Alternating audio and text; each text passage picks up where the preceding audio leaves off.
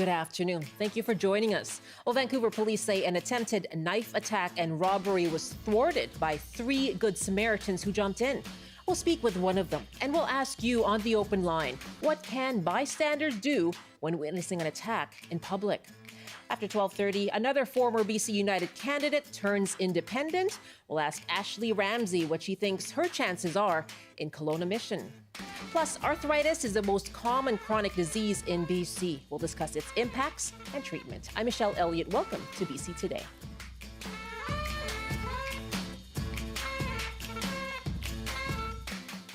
This young shopkeeper was leaving work shortly before 9 p.m.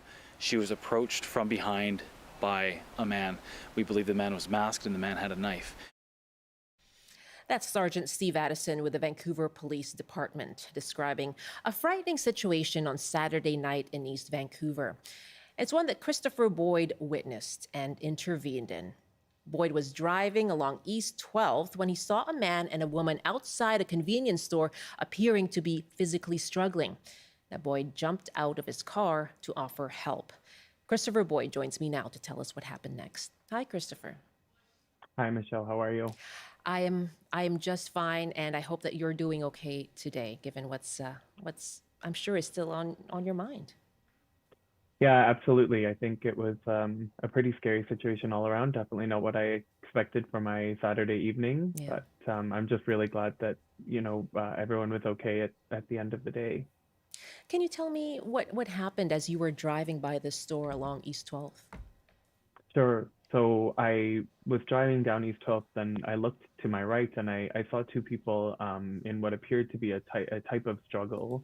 I wasn't sure exactly what was happening, but I had thought to myself that I should stop and just check anyway, because you never know what the situation could be. And as I pulled over my car, I'd gone beyond and had to kind of come back around. And at this point, the gentleman had the woman pinned up against the wall, and he was looming over her. His face was away from me. Once I called out and asked what was happening, he kept yelling back that it was his girlfriend and to leave them alone, and they were fighting. It was fine. And at a certain point, he moved enough to the side that I could see his face, and that's when I realized he had a balaclava, a mask over his face, and I just knew immediately that that something wasn't right. The fact that she wasn't screaming out or seemed to be corroborating with him led me to believe that he must have a weapon or some reason for her to be doing that. So that's when I ran out into the street and tried to flag down some other people. At this point, I didn't even have my phone to call for assistance. It was in my vehicle. I didn't have anything with me, and obviously the fear of the weapon or being attacked by him, as I was in such a close proximity and in a dark area with no street lights or anything there. This was after 9, wasn't it? Yeah, it was about Yeah. just before 9 p.m. I think. Um, wow, that must have been happening really fast as well. What was going through in your mind? So you started to suspect that this was not a couple. You saw him wearing a mask. What went through your mind? Yeah, I can't even explain the fear that kind of crept into me as soon as I saw that mask. I almost something from a movie. You never expect to experience that in real life. And what I thought was maybe just a couple fighting on the streets or something like that, very quickly in my mind turned into, okay, this is much more of a serious situation than I'd anticipated. And I find myself sometimes rushing into things, and I knew in that instance, I couldn't handle this on my own, and with a weapon involved, that I would need to get additional help and someone to call for help. So then what did you do? I tried to flag down some vehicles, and East 12th is quite a busy street, but obviously someone, at 9 p.m. in the dark, I'm 6'2", flagging down, yelling, help, help. I can understand how people would be maybe, afraid and not want to stop. But one gentleman did pull over and roll down his window. And I said, I wasn't sure what was happening. I hadn't seen a knife at this point or anything, but I said, I think this man's trying to kidnap this woman. Please help me. And he rolled up his window and drove away. And I started to have such a feeling of, this poor girl must feel like I've abandoned her because I've now run away from the direction, run away from Right. where she is with this man, and then trying to think of, who am I going to get that's going to be able to stop it. One of the cars that was passing, I saw there were two, younger girls in the car as well, and they didn't stop, obviously, with fear for their own safety as well. And then just an immediate panic of, okay, well, who can I get? And if I can't get anyone, then what am I going to do next? And That's when, yeah, go ahead. Go ahead. sorry, luckily two gentlemen did kind of pull up, and once I explained what happened, they did follow with the lights of their vehicle down the alleyway so that we could try and shed some light and find where the two of them had gone, because from this point they'd moved away Hmm. from where they originally were, and were hiding in the bushes. So what happened when you returned there, the three of you? um, the two gentlemen were in the vehicle, and they kind of pulled up behind me, and I heard the rustling in the bushes. So I assumed that must have been them and where they were. And I kept calling out. I wasn't sure though, where they could have gone, and calling. And once the two had kind of pulled up behind me with the light, um, the gentleman had pulled the woman out of the bushes, and he had his arm around her, and he was still saying at that time, "This is my girlfriend, leave us alone." And then I started yelling back, absolutely not. This is not okay. Leave her alone. I don't remember exactly what I said, but and then started to kind of run towards the two of them. And at that point, he let go of her and just started running down the laneway. So I kind of grabbed her and yelled to her, "Run this way, run with me," and ran back with her towards the street, to get away from him, and hopefully closer to some light and some other people. Wow. And what have you learned since, about what actually was happening and how this did turn out? Yeah, afterwards I found out the police located a knife in the bushes there, that he had a knife. I found out subsequently that she worked at the convenience store there, and was closing up for the evening. And I don't know, but I'm assuming his intention was that she might have some cash on her, or something that he could either, take from her at that moment, or I don't know if his intention was to go back in the store, or what his intention was at that point. After the fact, I've also found out that they were able to apprehend him about an hour and a half, I think, later. They found him in a park, and he was arrested. So I haven't Wow. spoken to the victim, or heard, anything more than that she was taken to hospital and treated for non-threatening injuries. Yes. I'm sure she's obviously, shocked, and still going through the emotions of all of that. And I'm sure eternally grateful to you and the two others who stepped in to help. I think, Christopher, that a lot of people often wonder what would they do in this situation. As you said, there was a driver who rolled their window up and left. Why did you step in? I don't know. It's just almost an innate reaction. I think, I have a sister. I've been in situations in the past where, more so with accidents, or never anything on this scale, but it's that bystander effect, right? I mean, you always assume someone else will call, or someone else will do something, and no one ends up doing anything. And if there's any way that I could be of help, I think, unfortunately, it's a dangerous city here. We have some violent instances going on, and so on. And I really appreciate any chance that I'm able to step in, and maybe help out. Obviously, not knowing the severity of it in that moment, but wanting to do anything that I can. Oh, it's something certainly to be lauded what you did, and I thank you for sharing that story with us now. And I hope you have some rest today. Okay. Thanks so much. Yeah, I appreciate it. Yeah. You take care. All the best. You too.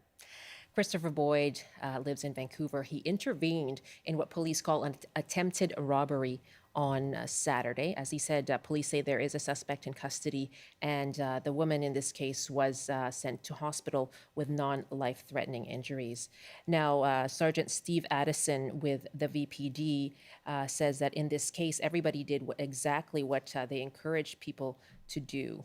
They're grateful for their quick thinking and their brave actions. And Sergeant Addison said, "We always encourage people to call 911 when they see a fellow citizen in danger, or if they feel that they are in danger."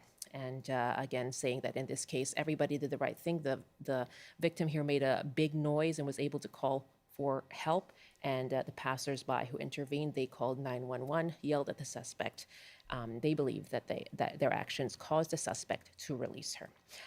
We are taking your reaction to this story, and in the last week or so, attacks have been on the public's mind, given last week's attack as well in downtown Vancouver that left one person dead and another severely injured. We're asking you, what do you think can the public do when it comes to witnessing an attack in public? What can a bystander do? You heard about the bystander effect. You can give us a call, 1-800-825-5950, 604-669-3733. You can hit pound 690 on your cell phone. I should also note that Vancouver Police Chief Adam Palmer did say last week random attacks are down significantly and crime stats are down significantly, but referring to last week's attacks in downtown Vancouver, he said individual incidents are disturbing. Let's take a call now. Your reaction to this story, and what do you think the public can do when witnessing an attack? Robin is joining us from Port Alberni. Hi, Roman. Hi, good afternoon. Yeah, thanks for calling. What's going through your mind? Well, I had an idea when I called in of what I wanted to say, but I really want to thank your previous speaker for the experience he shared, because it leads very heavily to what it helped me clarify my thoughts on what, at least for myself, I think we could do as public in regards to issues like this, incidents like this. And it's at the highest level, twofold. One, there are extrinsic measures we can take leading up to and preceding anything like this, because we live together, and I'll get further into that. Number two is intrinsic. Every one of us has something that has built us to who we are. Some of us may have more courage that is undiscovered, untapped, that will rise up at the moment it's called. Others may still be tempered by fear or Sure. something of that nature. And reasonably so, right? Reasonably so. Yeah. And this is why I'm saying the two things have to work hand in hand, where if you know you can safely do something, in the moment, do something. It might be as simple as recording it, calling a lot of attention to the scene so that it's not a hidden event in an alley or a hidden event in a dark corner. Hey, stop that, calling somebody help. And of course, like you said, some will not, some will hesitate, some will drive away. And this is where the extrinsic measures we can take come into play. Create awareness, signage, pamphlets, anyone that's going to be working in and around areas where these acts of random violence and other sorts of hurtful, harmful things can and most likely will take place, is talk about it. If we have sessions where people are made aware that this is what you can do, it might remove some of their own personal barriers to reacting in a way that can be helpful. To yell and scream is a good reaction. You don't have to engage the attacker. You don't have to put yourself in immediate danger. As long as you call attention and some help, I'm sure as a group we have some who will be able to and are able to tap into that part of themselves to be the direct Good Samaritan. But I think if we all come together, this takes away this being hidden, this being unseen. Unseen is not hit. You know what I mean? Strength in numbers. And so it's almost like a community response, like there's cooperation. Exactly that. And I think we don't realize how strong we are. And I think it's important to think of this. We know how powerful rivers are. We know how powerful tsunamis are. We know how powerful hurricanes and tornadoes are. What we forget to understand is they're all made of tiny little particles. Particles of air, particles of water, but they're all moving in concert in one direction. Signage, perhaps some meetings, talk to each other about and shedding light on it, on what the risk may be and what you can do to seek help. Roman, thank you so much. Always good to hear from you. One last thing. If it can be talked about, your producer said, the one who answered my call said, the Good Samaritan law is more geared towards emergency medical incidents. I wonder if that can be adopted or something can be created to help with people who would be acting in this regard. Okay, yeah, the Good Samaritan Act, which is a law applying to a person who renders emergency medical services or aid to an ill, injured, or unconscious person at the immediate scene of an accident or emergency. You're saying, how about applying it to public safety incidents? Hmm. Okay. Roman, thank you so much. Take care. Thank you. Thank you. That's Roman in Port Alberni. And let's head now to Vancouver. And Michelle is on the line. Hi, Michelle. What's your reaction to Christopher's story right in Vancouver? It sounds like you're in Mount Pleasant. Yeah, I'm in Mount Pleasant. And I have to say, my heart's beating really fast right now hearing this story, because last week, hearing about the hand severing downtown and then the older guy getting killed, I honestly, I know the police are doing their best, but they can't come to the scene right away. So I would definitely intervene, even if it cost me my life. I don't have kids. I don't have to worry about any responsibilities like that. But my heart just beats so fast when these kinds of incidents happen in public. And I would just jump in. I don't even think I would try to flag down cars. I would look for the first, brick, stone, piece of wood or something I could hit him with. I would start yelling at the guy. And if he turned the knife on me, then, I'd try to kick him or something. I don't know. Why does it affect you so much? I mean, your personal safety as well. I have trauma around bystanders. I know that most people would not intervene, but I definitely would. I have a bit of trauma around that kind of thing. I was never attacked, but I appreciate that. I've witnessed racist comments, and I've definitely intervened with my voice, swearing at them and yelling at the racist person, and I've prevented an attack that way.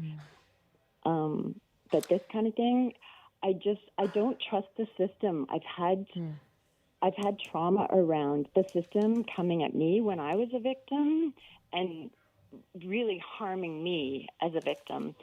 So I don't trust the police or the justice system, because it's just a catch and release with these predator guys, these killer guys. Like that guy who chopped off the hand, he'll probably be once again out of jail or whatever happened to him recently. I mean, 60 attacks, that guy. 60 attacks. And he was on probation and he was released into the community. I don't feel safe in the community. And in Mount Pleasant, there's all kinds of drug addicts now. And I didn't used to be afraid going out. And now I'm like, maybe I should carry a leather belt so I can choke the person. I have no idea. Maybe I should buy a knife too. I don't really want to, but you're really frightened and you're considering these things. And when I go out, I'm usually on my bike, and I don't go out as much as I used to, but Michelle, I would definitely intervene. At the cost of my life. It just enrages me. These people are getting away with this kind of stuff. Your reaction is so strong, and I'm sorry for the trauma that you've experienced. And does it help you at all? I should also say that the accused now in the case last week has been charged. That's White Rock resident Brendan McBride. And so this is all, at this point, he's charged with aggravated assault and second-degree murder. Brings me comfort. I know how the justice system works, especially when they're white men who are doing all the killing. They're just going to be released again. Your faith has been shaken in the system, Michelle. Yeah. I hope that you're okay after this call. It sounds like you are really emotional about it and your heart's been racing. I hope you're able to take a breath, okay, once we hang up. Well, I'm just glad I heard the details from his side of the story. Okay. It was important for me to hear that. So thank you, Michelle. Thank you so much for the conversation, Michelle. Do take care, okay? That's Michelle in Vancouver, in Mount Pleasant. Peter now is on the line in South Surrey. Hi, Peter. Hello. I just wanted to give an example. My daughter saw somebody being a grocery clerk being assaulted by some irate customer, and she intervened. But what I told her was what might be a safer idea and help everybody is just call out. I just phoned the police at 911. They're coming right now. And that way you don't have to intervene, hopefully, but maybe the perpetrator will stop right away because they know, or at least they think the cops are on their way. And it might make it easier for everybody. Peter, thank you very much for your call. And again, Sergeant Steve Addison from the VPD, that's what he was saying, that really what they suggest, encourage people to do is to call 911. And that from Sergeant Steve Addison. He said, we encourage people to call 911 when they see a fellow citizen in danger or if they feel that they are in danger.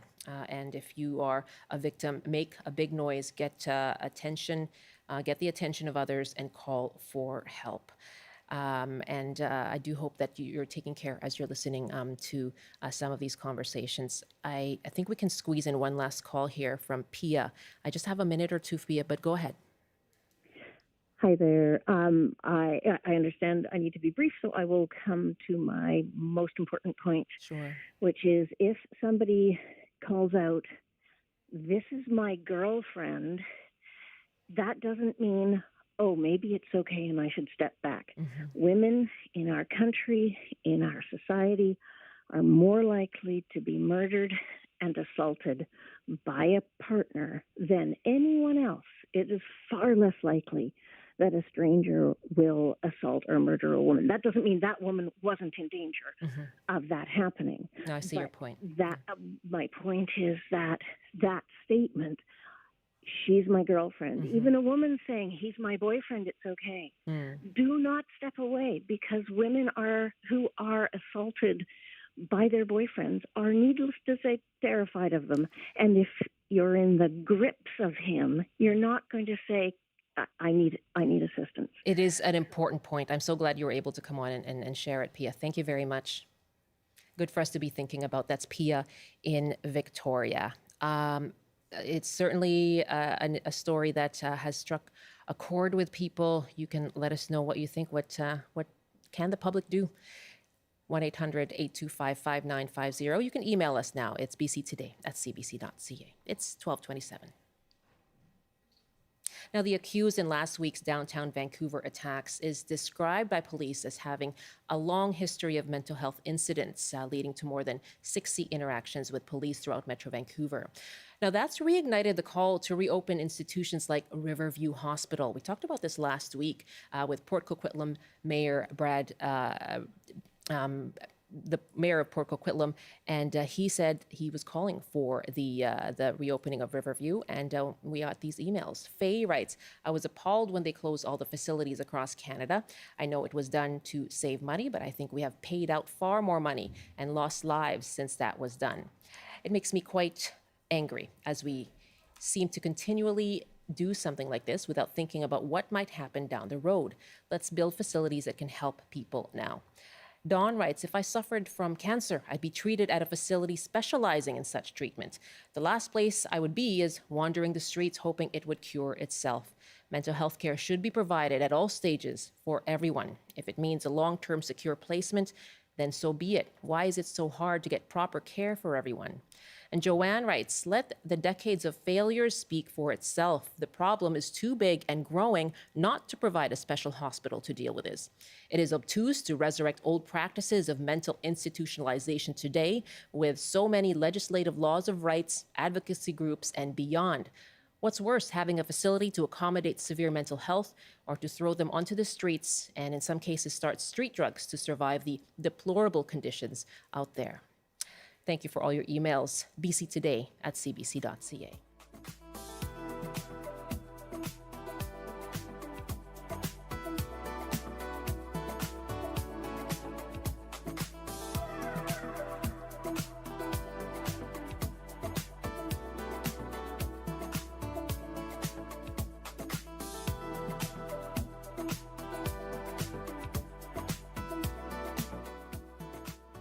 This is BC Today here on CBC Radio, TV as well, and streaming too online. I'm Michelle Elliott. Thanks so much for being with us. Now, coming up, the list of independent candidates in the BC election is growing. We'll talk to Kelowna Mission candidate Ashley Ramsey, and we'll discuss the most common chronic illness in BC, arthritis. So let us know how it affects your life and what helps you manage. That's all coming up after the CBC News Update with Robert Zimmerman. Good afternoon. Wildfire smoke has prompted Environment Canada to issue an air quality advisory for several regions in central and northeastern BC. The Weather Office says pollution levels are either expected or occurring in the region and are likely to persist for the next 24 to 48 hours. The advisory comes after the BC Wildfire Service says the fire situation is still active as above seasonal temperatures persist in the province. The BC Green Party is proposing a major change to the healthcare system. It's encouraging a plan called the Dogwood Model for primary care. Leader Sonia Furstenau says that includes a network of community health centres across BC with access to a range of professionals. And Air Canada is finalizing plans to cancel flights likely beginning Sunday.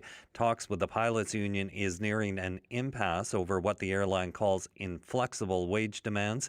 Air Canada is allowing customers with travel scheduled between September 15th and 23rd to make changes right now to their bookings at no cost.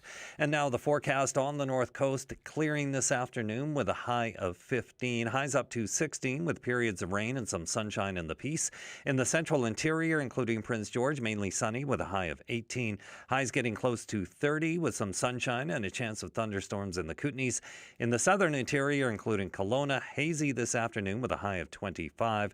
And for Metro Vancouver, Greater Victoria and the Fraser Valley, clearing with highs around 21. That's your CBC News update from Vancouver. Some exciting news today in the world of hockey, a new professional women's hockey league. And they've announced the first 6 teams. So kind of exciting there. The Boston Fleet, the Minnesota Frost, so kind of literate. Montreal Victoire, the New York Sirens, Ottawa Charge, and the Toronto Scepters. We're actually showing some of the logos right now. They're pretty cool. Very nice. Yeah. Yeah. That is exciting. So that a It'd new be team. nice if Vancouver had a team. Yeah, I know. I do not see Vancouver on that list. Let's hope it's just 6 to start, right? For sure. Yeah, there you go. And now we can get on another bandwagon. Rob, thank you so much. You bet.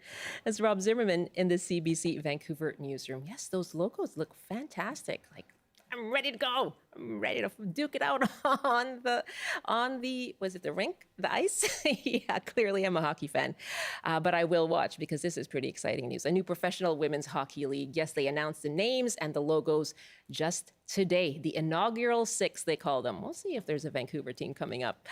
This is BC Today here on CBC. I'm Michelle Elliott. Thanks so much for being with us. We are live with you on CBC Radio 1, CBC Television, and live streaming too. You can watch us on the CBC News app on our website, cbc.ca/BC, or you can watch on YouTube. Just search for CBC Vancouver.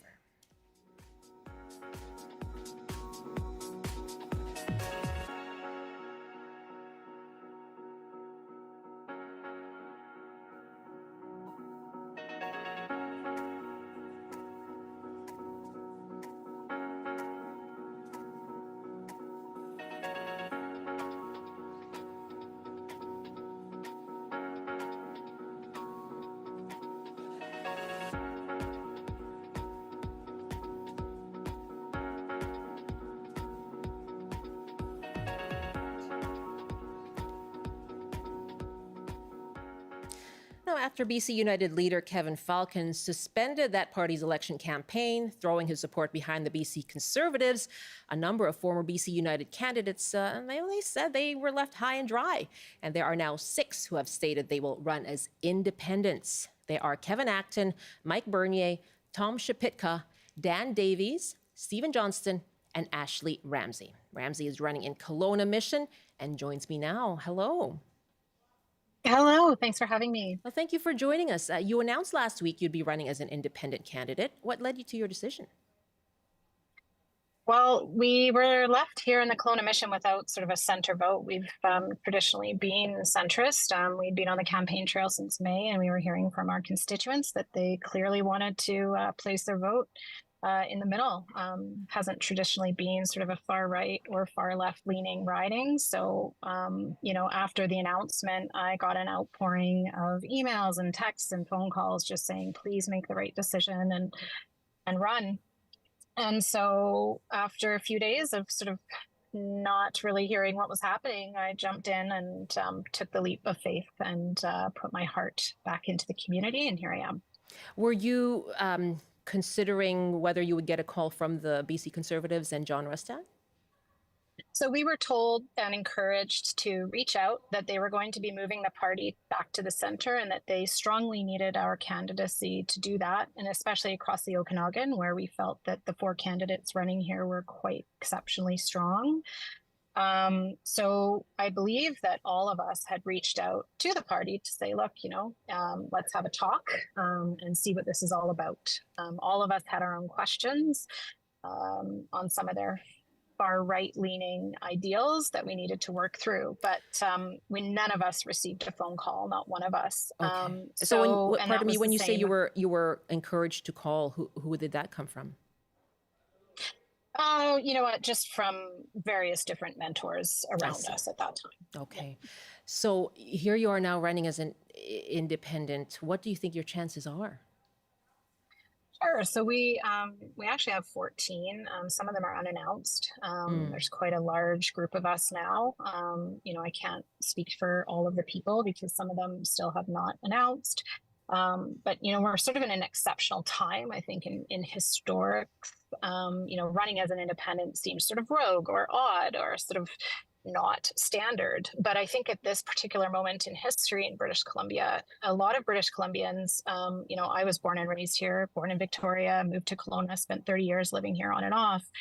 What we have as an option right now doesn't reflect British Columbia's values. And I think that that's where we're sort of saying, look, we're offering you a democratic choice to land safely where we can be your voice from the community. So basically taking what we know because we've lived in our communities and bringing that to the legislature and impacting the lives of our constituents who are basically paying us, right? So I think that it's a different moment in time. We have a very strong chance of holding the balance of power. This is going to be a really exciting election. And even if 2 of us made it, that would be enough to form a party, which is pretty exciting. But I do think that there will be a substantially higher amount of us landing in that balance of power, which could actually, in the end, if you are looking towards towards wanting the NDP out, this will actually help in that because we are going to still be taking a seat away from that, if that's the thought process. So, and what about for your own campaign? What happened with the finances you were able to fundraise as a BC United candidate? And are you basically starting over?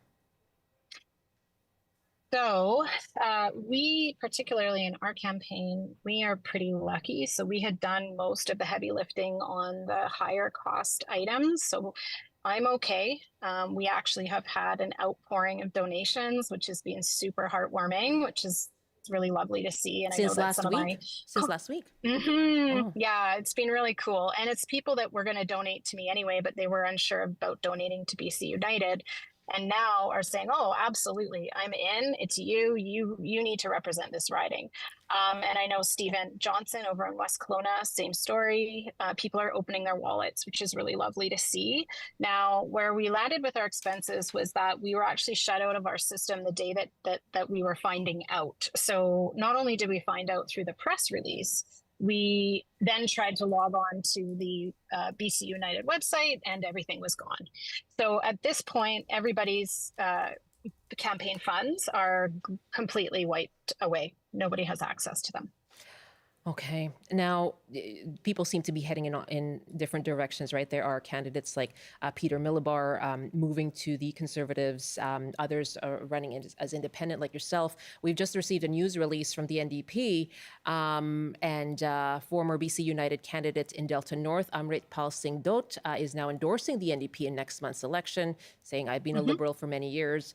But of the candidates remaining in this race, he says the only one that matches those values, tackling tough challenges, is David Eby's NDP. So what are your thoughts on your colleagues, I guess, moving in different directions here? Yeah, Yeah, and like I said, it's a riding by riding election at this point. So you have to do what's kind of good in your riding. In my particular riding this year, we do not have a Green candidate. We have an NDP candidate. We have a BC Conservative candidate, and then we have myself. So I think there needs to be a place for those Green voters to land. And I do speak to a number of disenfranchised NDP voters who originally had been an NDP sort of organ supporter and are not happy with the way that the EB NDP is going. And so I think, riding by riding, if that's the decision that he needed to make for his riding, if that's where the values were best going to land, then that's great for him. And I'm encouraged him to do that. I think each of us has to make that decision for themselves. As an independent, though, you are able to sort of lean closer into representing the specific values of your riding. And so you do not have to vote how the party is going to vote, which is pretty awesome for taxpayers, honestly. So yeah, I think it's we're working for the taxpayer at the end of the day. It's something you've embraced in this last week. I'm sure it's been a very fast moving month. Thank you so much for your time. Thank you. Thank you so much. You take care. Ashley Ramsey running as an independent in Kelowna Mission, former BC United candidate. 12:41 now here on BC Today. Now, we hear the term arthritis all the time, but often we don't know what it really means. Now, from the most common type, which is osteoarthritis, to the more rare autoimmune-related rheumatoid arthritis, symptoms can range from short-term flare-ups to lifelong conditions. We're going to talk about that right now, and we're asking you, how has arthritis affected your life, and how do you manage? You can call us now, 1-800-825-5950, 604-669-3733. And you can also hit pound 690 on your cell phone.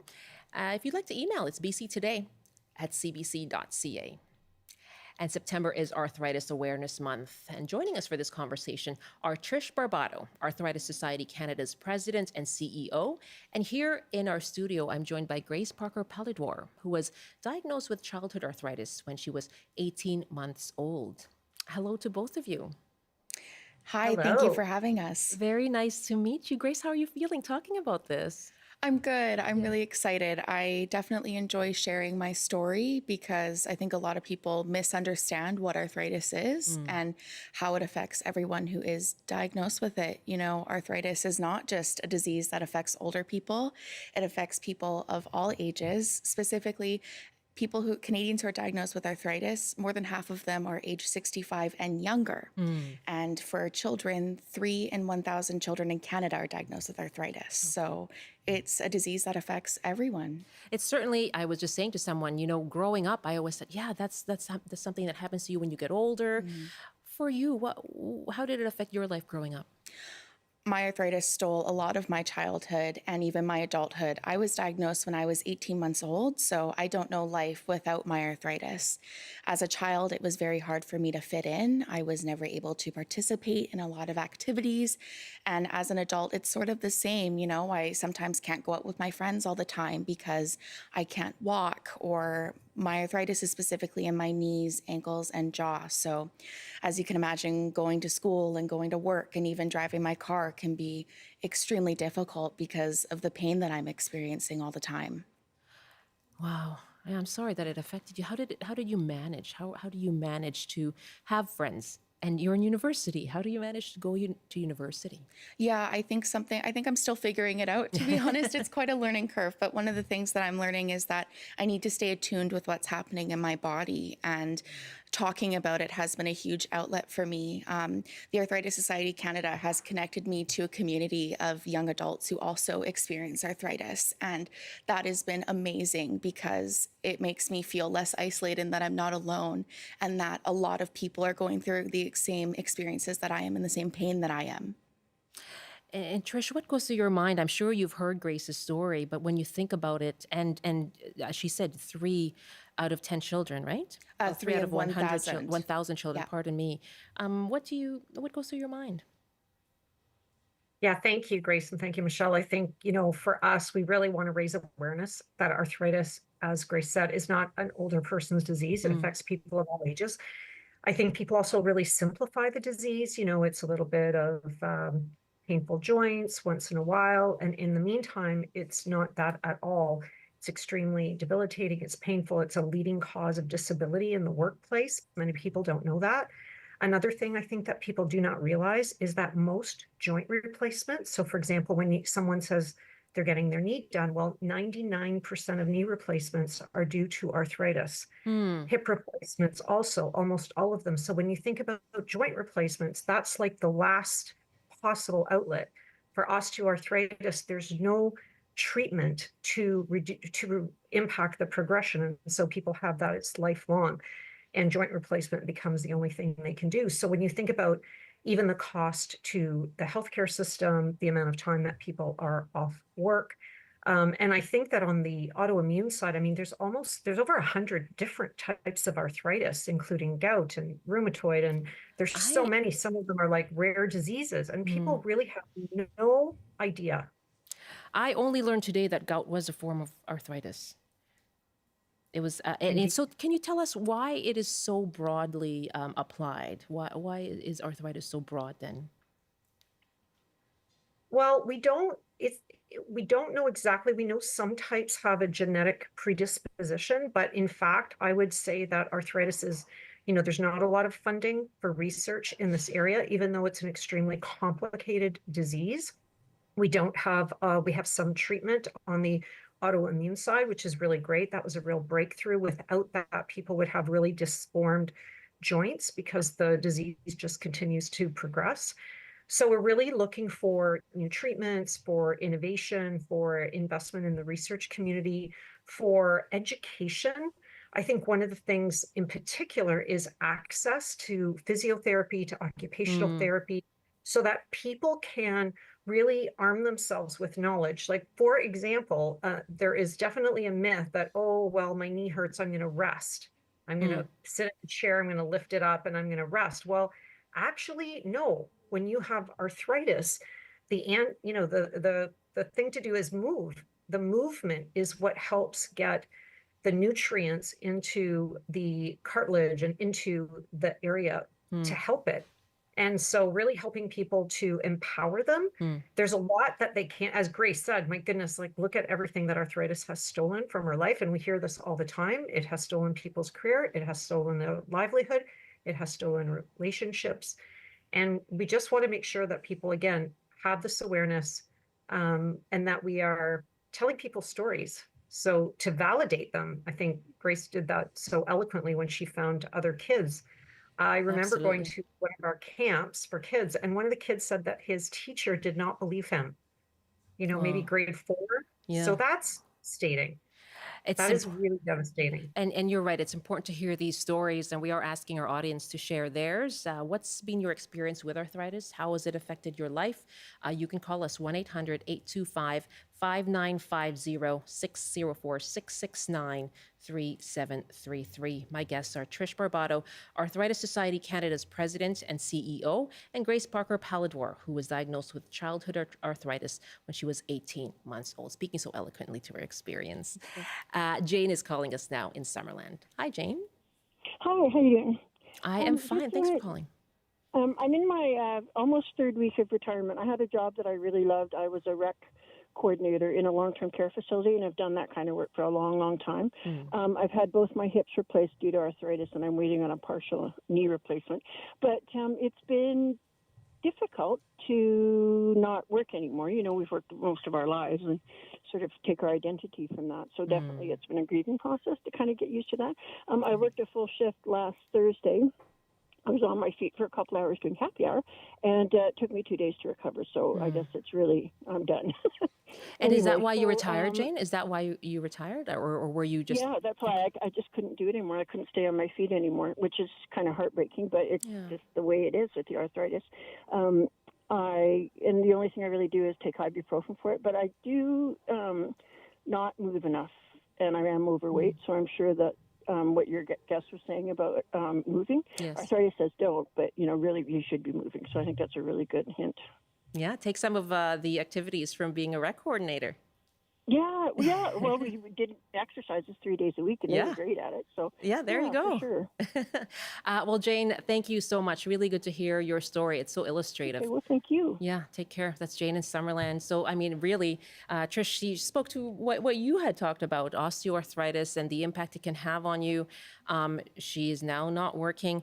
Could you tell us more about how people living with arthritis can incorporate that movement to improve their symptoms? Yeah, absolutely. I mean, I think it reminds me of my brother who was a foot doctor, and I went to his retirement party at 52. Why?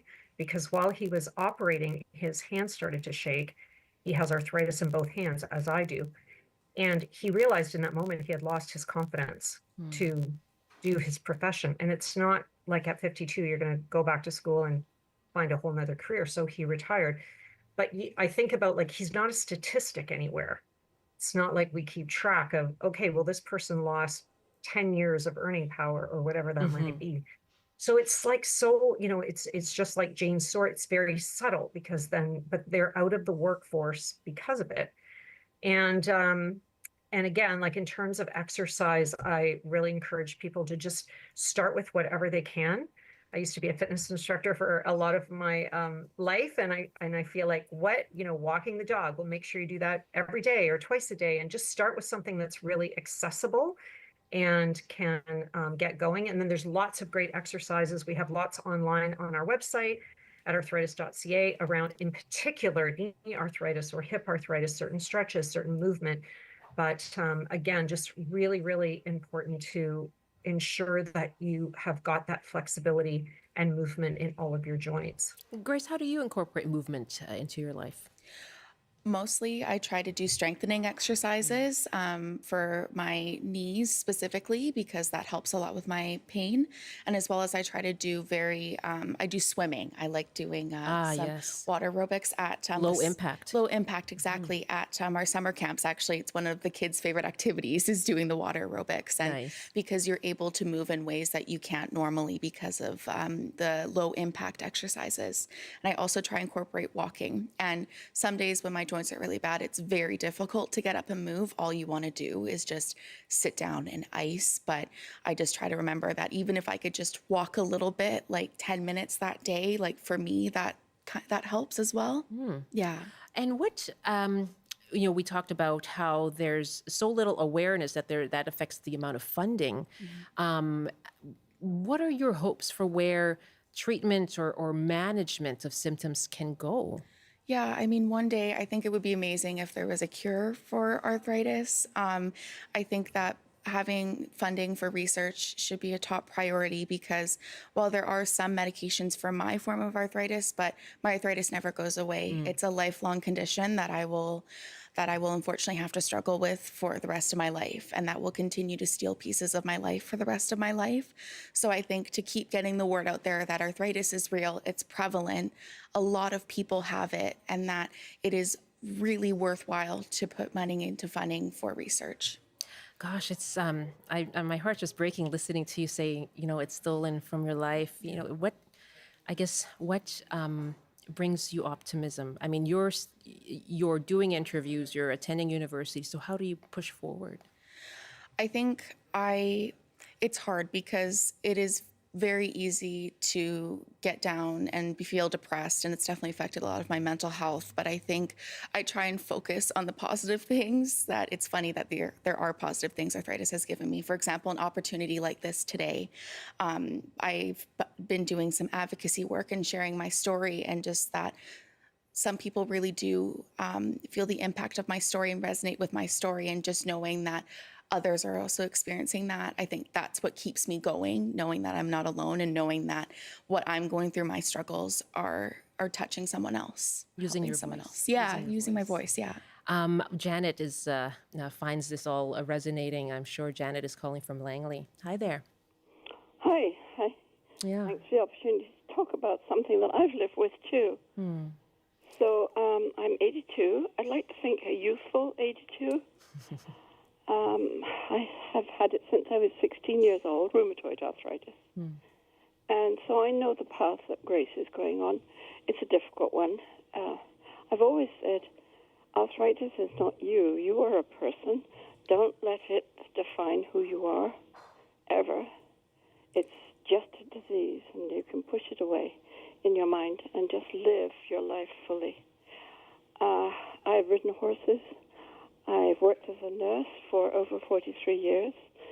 I've had lots of experience in and out with rheumatoid arthritis, different drugs, many. I've got lots of metal, top to toe, almost literally, in my body because of this awful disease. I think young people today are so much luckier. There are so many more drugs available for them.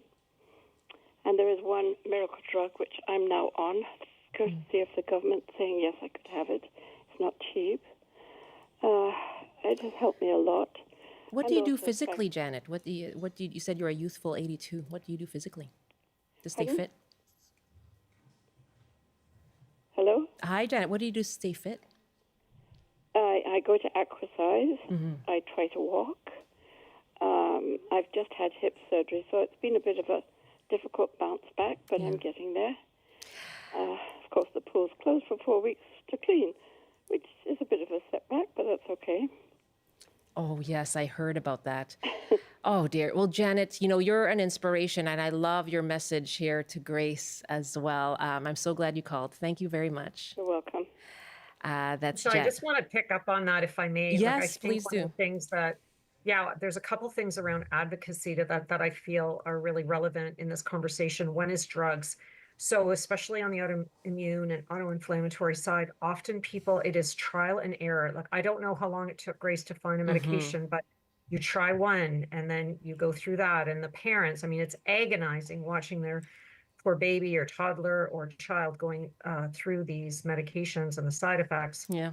And then working to find one that works for them. Yeah. It's so challenging. And the access to that medication is one of the things that we advocate for. Okay. Is that, governments Janet, are on board, but it's timely. You know what? And that's what Janet was talking about too, the access that she has now to what she's calling a miracle drug. Your stories are what's bringing attention to this, and I so appreciate your doing so today. Thank you very much. Thank you so much. Thank you for having us. Thank you. Trish Barbado, Arthritis Society Canada's president and CEO, and Grace Parker Palladwar, who lives with arthritis and is an advocate for Arthritis Society Canada. My thanks to all of our guests today.